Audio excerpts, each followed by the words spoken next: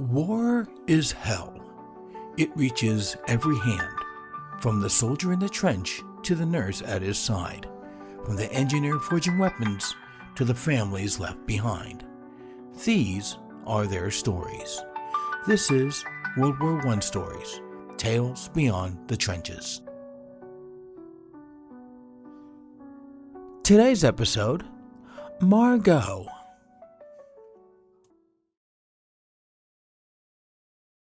Margot Weiss was not sure what she had expected, but this was not it. Instead of whitewashed walls and gleaming marble floors, she found herself surrounded by dark wallpaper that peeled in places and a soft wooden floor that creaked beneath each step. She had taken a train from her home in Liège, Belgium to Geneva, Switzerland, because she wanted people to see her art. The bust she had painstakingly carved from stone in the carriage house behind her parents' home. Her father had forbidden her to go, but she had defied him by carefully packing up her 3 favorites and buying a ticket anyway. She wondered now if her father or even her mother knew she was gone.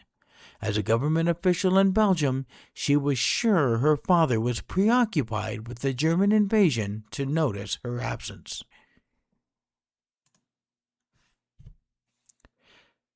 She had been given a small space in the corner of the gallery where she sat surrounded by her art. She had a knack for remembering faces and etching them into stone, and the ones she showcased today were examples of that. She had carved the bust of a young boy, no older than 11, who had been caught and shouted at while attempting to steal from a fruit vendor. His face had contorted in fear as the vendor moved to grab him. It was that face she remembered long after, as she chiseled. The second bust she showcased was of a woman in turmoil. Margot had been walking along the Meuse, the river that cut right through her hometown of Liège, when the woman began to scream frantically at anyone within her hearing. Her words were almost unrecognizable because of the tears and the panic. Moments before, the woman's young daughter had slipped and fallen into the river. Unable to swim, the woman watched helplessly as her daughter was swept away. Onlookers, unable to understand her through the panic and tears, did not move in time. Margot remembered that face and etched it into stone. The third and most recently carved bust was of her father. He had just woken from an afternoon nap, and she had brought him the recent edition of the paper.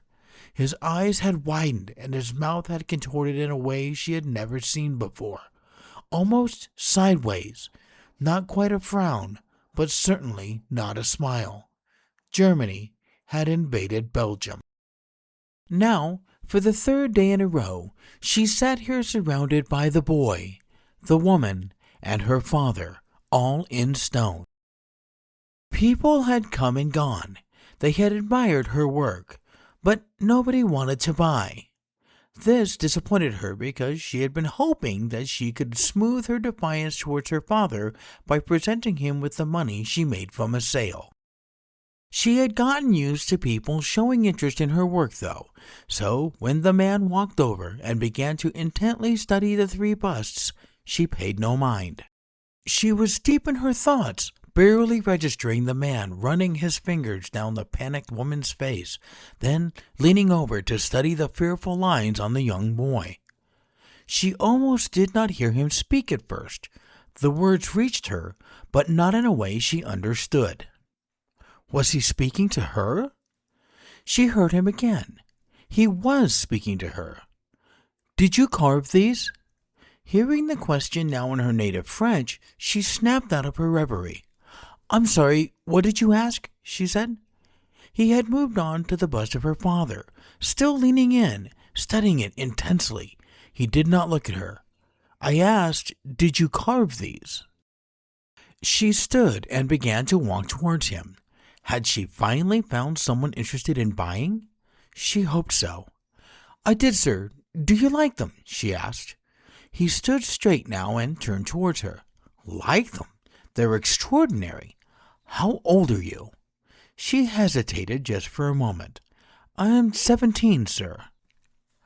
I've seen detailed sculptures before. I've felt how smooth a stone can become in the hands of a professional carver, but this? He stopped as if he could not find the words. This is second to none, and by someone so young? She flushed. Thank you, sir. I'm quite proud of them. What is your name? He asked. I'm Margot Weiss. He held his hand out. Stefan Marchand. It's nice to make your acquaintance, Margot. Stefan Marchand had not come to buy art. In fact, he had not even intended to step inside the gallery. It had been his wife, Natalia, who had insisted, pulling him in as they passed after lunch. Now, Margot was riding with him in a lorry through Paris. He had explained that he was part of a medical relief effort, one focused on helping the victims of the war. After their introduction, he had invited her to dinner at his home, and she had accepted. Over dinner, he had explained that they were looking for artists, not just painters and not sculptors in the traditional sense, artists who could reconstruct faces that had been damaged beyond recognition. She had not answered him right away. Instead, she sat at his dinner table looking at the flaming candles a moment. What about my busts? She finally asked. What about them? He had returned. He was obviously uninterested in them, she could tell. Well, the exhibit closes tomorrow, and if I don't sell them, then what do I do with them? Cannot very well carry them with me. Cannot leave them at the gallery. Do I ship them home? Do you ship them home for me? He waved his hand dismissively in the air. That is none of my concern. Natalia, his wife, who had been sitting next to him at the table, cleared her throat. It was loud and obviously meant to get his attention. Are you okay, my dear? He asked her. Natalia took a sip of water, taking her time as she did so. Both his and Margot's eyes were affixed on her. You will buy her art. Stefan laughed, removed the napkin he had placed in his collar, and tossed it down on the table. Margot looked at Natalia. She was not laughing. Her eyes burrowed into her husband, waiting for him to notice her seriousness. Finally, he did notice her, and his face straightened. You cannot be serious, Natalia. Her eyes narrowed into small slits now as she continued to look at him in silence. You are serious, he added. Finally, Natalia spoke again. I am serious. You are asking this young lady to go to France. You're asking her to see things that are not meant for a proper young lady to see. Things that aren't meant for anyone to see, really. She stopped and took another sip of her water. You will buy them, and you will do it tonight. And he had. That had been 3 days ago. This morning, before they boarded the train out of Geneva, she had sent the money and a letter home to her parents. Hopefully, the money would help them understand. The train had left at 10 in the morning and reached Paris just after 8 that evening. From there, they had been picked up by hospital staff and were now on their way to a boarding house nearby where she would be staying. Tomorrow, her work would begin. 3 loud knocks jolted her from her sleep. She sat up abruptly, rubbing her eyes. Coming, she said, knowing that the person, most likely Stefan Marchand, would probably not be able to hear her. The knock came again. She crossed the room and opened the door. It was Stefan. Still sleeping, I see. It was not a question. Yes, she answered. Can you please wait in the hall as I get dressed? Make it snappy, he said. We're late already. She closed the door and turned to get ready for her day. The hospital was 2 blocks away, and as they approached, she marveled at the size of the building. They had no hospital of this size in Liège.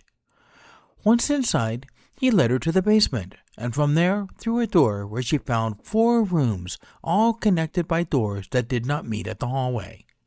The first room felt familiar. Tables, tools, materials laid out with a kind of order she recognized. Clay sat in uneven blocks.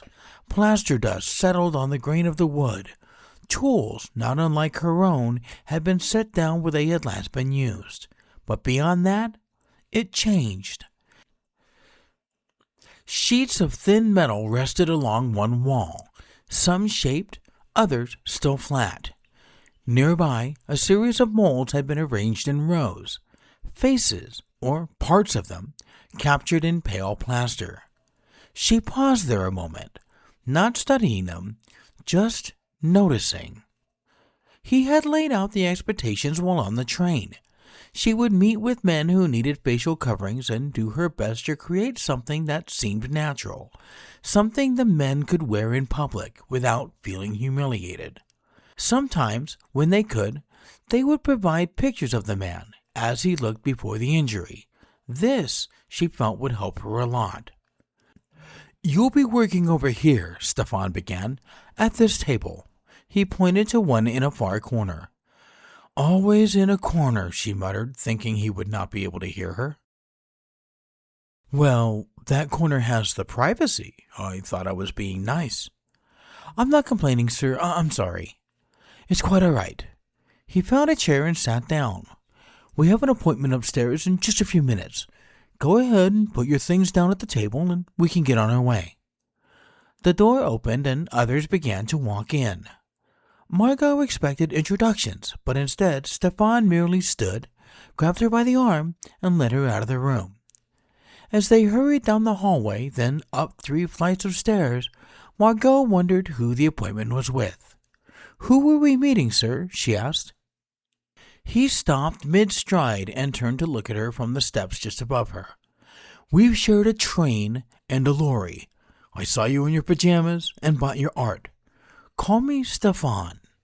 He turned and began back up the stairs, then added, "Save the sirs for your father." She shrugged her shoulders in acceptance. "Okay, Stefan. Who are we meeting with?" He said nothing as they reached the 3rd floor and stepped out into the hallway. He led her down one corridor and then another, finally stopping at a room numbered 335. He turned to look at her. "His name is Dexter Keenan. He was injured at the Somme last month. When you see him, do not stare, but do not look away either. Do not make a sound." He studied her for a moment as if deciding whether to continue. "These men," he began, then stopped. "They're not what they were." He reached for the handle, but did not open it yet. "And they know it." The room was small, with the bed set against the right wall and a single chair facing the window. In the chair sat a man in a hospital gown. She could see a bandage wrapped around his head, tufts of thick black hair pushing through the seams. She closed the door behind her as she entered behind Stefan. "Corporal Keenan?" Stefan asked. "Who's asking?" His voice was gruff, yet quiet. She could sense an undertone of anger mixed with something else. Control. Without even turning around, and with 3 little words, he seemed to control the room. "My name is Stefan Marchand. I'm with the International Committee of the Red Cross." Still not turning, the man said, "I was told you were coming, but I'm not quite clear on what it is you want." Stefan continued, "We're here to talk about facial reconstruction." Margot watched as Dexter's head tilted upward just a bit, not far enough for her to see any of his facial details, which were still hidden under the bandages anyhow. "Facial reconstruction," Dexter repeated. "Yes, sir." Stefan made a movement towards the bed, then stopped. "May I sit on the bed? Do you mind?" The man made a gruff sound and nodded. Stefan sat. Margot was nervous, intimidated even. She vowed to just stand by the door and listen, at least for now. "Not the most comfortable of beds now, is it?" Stefan joked. Dexter sat in silence. "Well now," Stefan began, "my colleagues and I have been doing some marvelous, dare I say groundbreaking work for men in your—" He paused. "Condition." Another grunt. "What we would like to do is assess you right now and then begin work on something that can make you feel whole again. Does that sound like something you'd be interested in?" Stefan asked. There was an awkward silence now as Dexter just stared out the window. Was he really listening, or was he ignoring Stefan? Margot wanted to know, but was too scared to ask. After a moment, Stefan cleared his throat. What would really help is a picture. Do you happen to have a picture of yourself? Dexter chuckled at this. I'm vain, but not vain enough to carry around and admire my own picture. Fair enough, Stefan added. Maybe we can get one from your parents, Margot asked. Suddenly, Dexter's head turned towards her. Had he known she was there? Who's this? Dexter asked. This is my colleague, Margot Weiss. She's a sculptor. It is her that'll be making your prosthetic, Stefan answered. My parents will indeed have a picture. I'll give you the address so you can post a letter. He was still looking at her, and as he looked, she finally looked back. Really looked. His entire face was covered in bandages, except for his right eye, his nose, and a small opening for his mouth. It took all of her power not to jump back and run out of the room. What happened to you? She heard herself say. Stefan interjected quickly. Miss Weiss, that's not an appropriate question to ask. Then he turned his attention back to Dexter. I must apologize, Corporal. She is new. But the man did not seem to care. He was looking in her direction, his right eye seemingly trained on her. I don't mind. He continued looking at Margot as he spoke. It was a German grenade. We had gone over the top, and just as I got over the barbed wire, I tripped and fell. The grenade fell near me. Ironic, really, because if I had not tripped and fell, the shrapnel would have torn my guts apart, and I wouldn't be here now. She had not even realized that she had crossed the room as he spoke. She knelt before him and took his hand. The next thing she knew, Stefan was standing beside her. Miss Weiss, we will be back in a week or so to see how he is healing. In the meantime, why don't you write a letter and see if we can get that picture? Then he reached down and removed her hand from Dexter's. It took a month to receive the return letter and the picture. They had been back to see Dexter twice since the initial meeting, and, at Stefan's direction, Margot had stayed silent and kept her distance. He felt she had crossed the line of impropriety when she held his hand. She had explained that she was just showing compassion. Compassion for a man who seemed to need it as he recalled the moment his life had changed. Today, she sat at her table in the basement room, the picture leaning up against the wall. She worked clay into a thin sheet and began to sculpt. With her bust, she could recall a person's reaction to a random yet significant moment in their lives. She could not do that here. When the bandage had come off, she had seen the extent of the damage. The left side of his face no longer matched the right. From crown to lower cheek, it had been torn away. His left eye was gone, the space marked by a blotchy patch of red skin, still healing.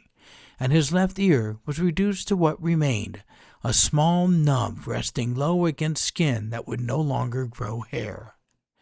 She stared at the picture, and then at the sheet of clay before her. She had taken a cast of the damaged area of his face the last time she had visited. She referred to that now. She would begin in clay, building the shape slowly, working from the photograph and what remained of his features. When it was right, a mold would be made. From that, the final piece would be formed in thin metal. She would have to see him again before that step. It was 5 p.m. before she had finished the mold and set it aside to dry overnight.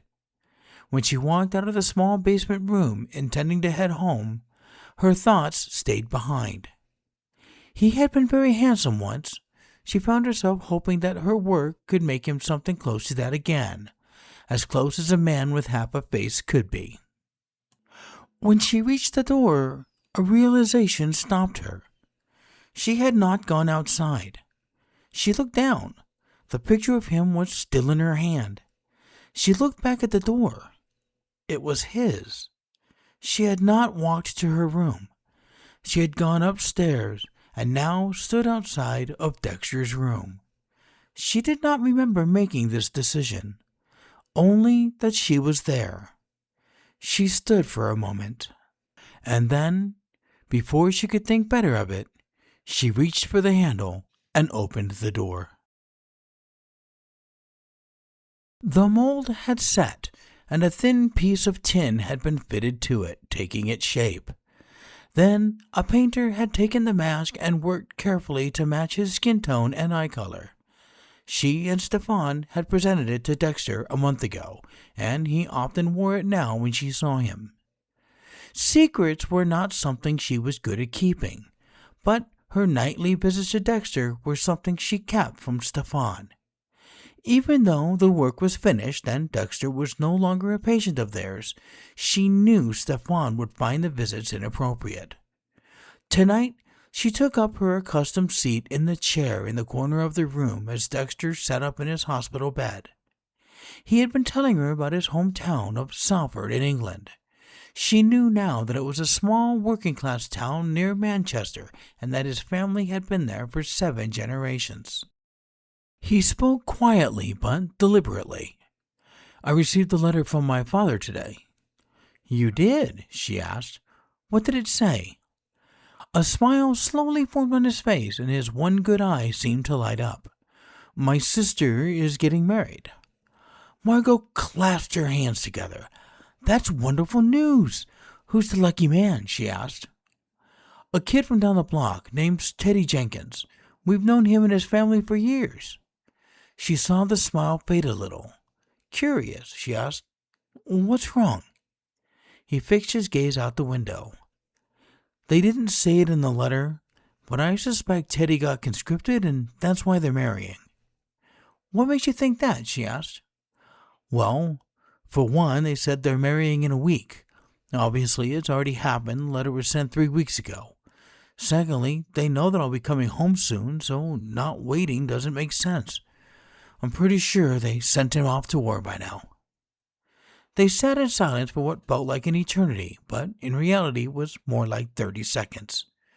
Not sure what to say, and uncomfortable in the silence, she finally spoke. "I'm sure he'll be okay." He looked at her. "Do you see me? Do you see this?" He pointed at the covering over his face. "How many of these have you made now over the last 2 months?" She knew the answer without having to think about it. She had been working 12 hours a day for the last month. 12, she said quietly. 12, he repeated. "It was one thing when this war just affected me, but now it affects my sister." She scoffed. "What?" he asked. "You disagree?" She stood and walked towards him. "You think that the war had not affected your sister until she married? You're a fool. It affected her since the day you went away." She paused for a moment and turned towards the window. "I'm sure of that." It was his turn to be silent now. She heard him say a name under his breath. "Jasper Derry." Confused, she turned back to him. "What? Who?" "When I get home, I'm going to run for Parliament." "That's a bold decision," she replied. "Jasper Derry is our MP. He's been there for over 30 years. He sits in the War Office." "What does that mean?" she asked. "It means—" He paused. "The decisions they say come from the top. They come from men like him." He let that sit a moment. "Men like him sent us here." Another pause. "Men like him just conscripted Teddy." He looked at her then, his eye steady. "Men like him are why you're making these." He lifted a hand and touched the mask. She sat on the bed near his feet. "Then I think you should do it." It was then that something else he had said jumped to the forefront of her mind. "You said you were going home soon. Is that true?" She watched the smile return. "Yes, in 3 days." Another picture, another face, another sheet of clay. They all lay before her. She had done this hundreds of times now over the past year. The work had become routine. Meet the man, take a mold of the damaged portion of his face, work the clay, fit the tin, have it painted, and deliver the finished piece. The hours were long, the pay was meager, but the work mattered. Men left the hospital with more confidence than when they arrived. They were still broken, still carrying scars that could not be seen, but at least they could show their faces in public. The basement offices had been filled with even more activities since she first started here. She worked exclusively on faces, while others created artificial legs or arms, and with the war raging throughout Europe, they were very busy. She had written to her parents and told them her whereabouts and what she was doing. Surprisingly, the letter she received in return was not only supportive but also flattering. Her father's pride came through in the words written by her mother. Trying to drown out the noise around her, she studied the picture before her. This man had lost the entire bottom of his jaw in an artillery blast. This would be her biggest challenge yet. She picked up the sheet of clay and rolled it into a ball and began to mold it. "You got a letter?" She looked up. It was Stefan. He was holding a letter and seemed to be reading the front of the envelope. "Probably from my parents." She turned her attention back to her work.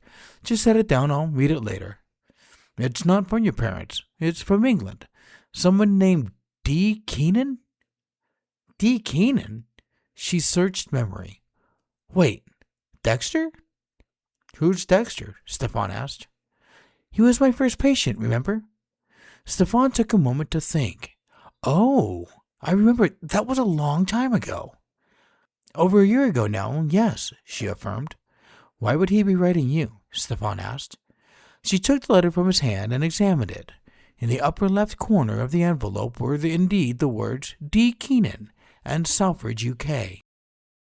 "Well, Stefan, unbeknownst to you, Mr. Keenan and I spent quite a lot of time together."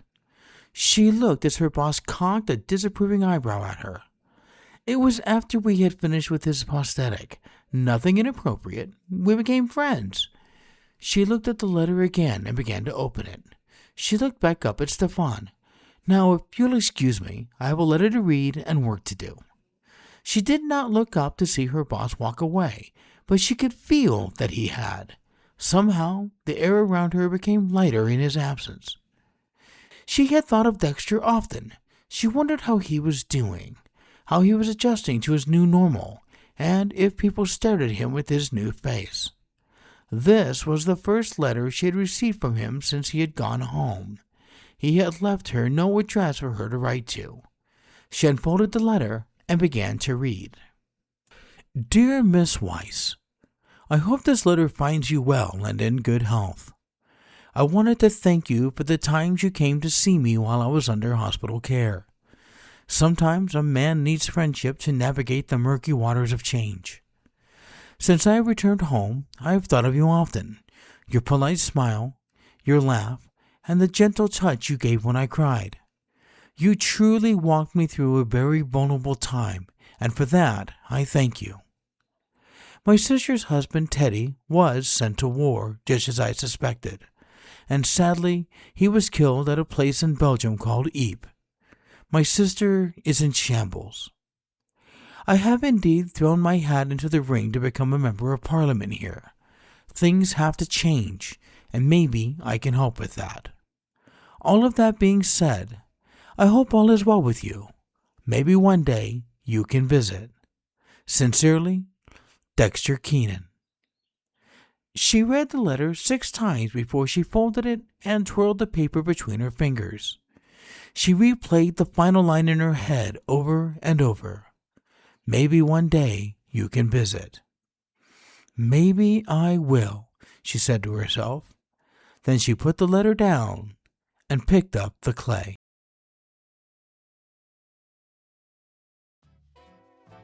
You've been listening to World War I Stories, Tales Beyond the Trenches, where history comes alive through the lives of those who lived it.